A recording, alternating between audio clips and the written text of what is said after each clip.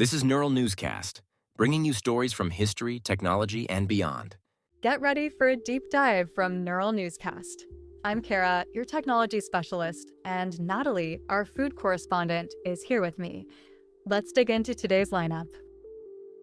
On this day in 1897, inventor Thomas Edison received a patent for the kinetographic camera, an improvement on the kinetoscope that helped pave the way for the motion picture projector we know today.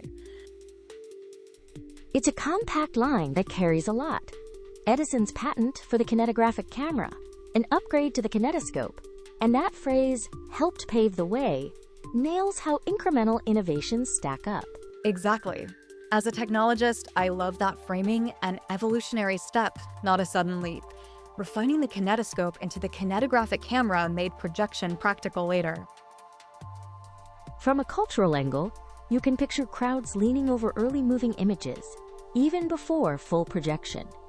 Each improvement nudged how stories were shared and how people gathered. And industry-wise, a patent gives a foothold.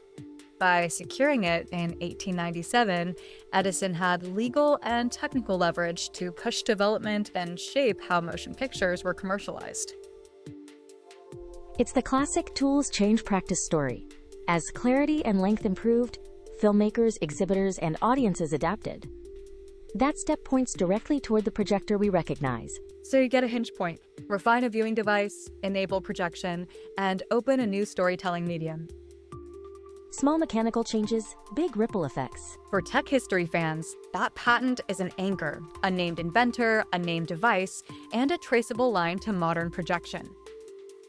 You can feel the path from parlor kinetoscopes to darkened theaters, set in motion by that 1897 improvement. We'll be right back after this short break. Today we celebrate the birthdays of Caligula, 12, Maria Montessori, 1870, and Itzhak Perlman, 1945. Wow, that's quite a trio. An ancient Roman emperor, a pioneering educator-physician, and a virtuoso violinist. Where do you want to start? Let's start with Caligula, born August 31st, 12 AD. His short, infamous reign is a striking study in power and perception. It shifted how emperors were seen and remembered. His name evokes extravagance and controversy. What stands out to you about the mechanics of his rule versus the mythology around him? The sources are tricky. Senators and later historians wrote with clear biases, so separating administrative choices from sensational anecdotes takes care.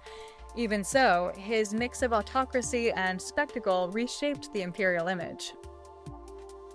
That tension between performance and governance is interesting, like a chef who becomes a brand and complicates the cuisine. Were there policies or moments with lasting impact? Yes. Beyond the dramas, his rule exposed weaknesses in succession and the risks of concentrated power without robust checks. Successors took note in how they pursued legitimacy and balanced military, senatorial, and public support. So even if the dramatic stories overshadow policy, the political lessons stuck. Anything lesser known that surprised you about him? People overlook how he amplified image and ritual in Roman politics, public spectacle as a tool of authority. Later emperors adopted that playbook, more carefully or cynically. Almost like he treated the empire as a stage, with real consequences for governance and trust. How does that performance thread shape his legacy now? It cuts two ways: a cautionary tale of leadership gone awry, and a case study in narrative construction. Historians still debate propaganda versus reality, which keeps reassessment alive centuries later. And on a brighter note, Montessori and Perlman are also on the list. Their contributions feel more straightforwardly positive, right? Absolutely. Maria Montessori, 1870, revolutionized early childhood education with her hands-on, child-centered methods, while Itzhak Perlman, 1945, redefined violin performance and championed music education. Both left enduring constructive legacies. I find Montessori's emphasis on independence so influential. Classrooms around the world still follow her principles, and Perlman's impact on accessibility in music is just as lasting. Nice to end on figures whose work continues to shape everyday life. That contrast, Caligula's polarizing reign versus Montessori's and Perlman's constructive contributions, shows how influence can stem from actions, institutions, and the stories we tell. Exactly. Whether through dramatic rule, educational reform, or artistic mastery, these birthdays mark distinct ways people shape our world and why we keep revisiting their lives. Stay with us, more deep dive ahead. This is Chad Thompson. I created Neural Newscast to make it easier to keep up with the world without the noise. If you're finding it helpful, head to neuralnewscast.com to explore all our shows, recaps, and reports. And we're back with more from Neural Newscast Deep Dive. The human body contains enough iron to make a 3-inch nail, enough carbon for 900 pencils, and enough fat for 7 bars of soap. That line always floors me.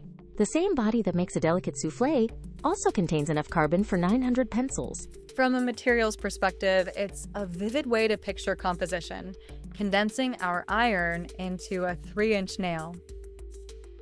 And measuring fat in bars of soap connects biology to something tactile and everyday. It makes the idea feel domestic. It translates microscopic elements into familiar objects: iron, carbon, fat mapped to concrete items. For food folks, carbon in pencils is oddly poetic.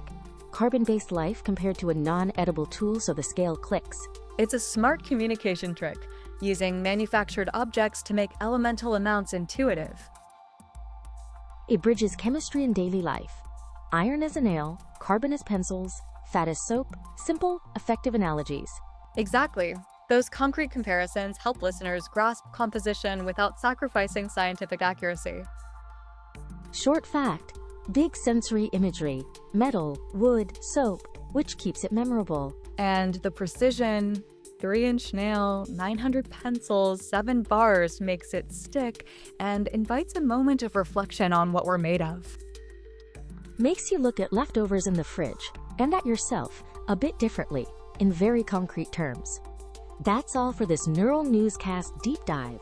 On behalf of Kara and me, I'm Natalie. Thanks for listening. That's it for today's episode of Neural Newscast, where AI meets accountability. Catch up on past episodes at neuralnewscast.com. And don't forget to follow or subscribe on your favorite podcast app. Neural Newscast integrates real and AI-generated voices to facilitate efficient, high-quality news production. Developed by human experts, our AI-generated content undergoes rigorous fact-checking and human review before publication. While we strive for accuracy and neutrality, AI-generated content may occasionally contain errors. We encourage listeners to verify crucial details from reliable sources. For more on our AI transparency practices, visit newscast.com.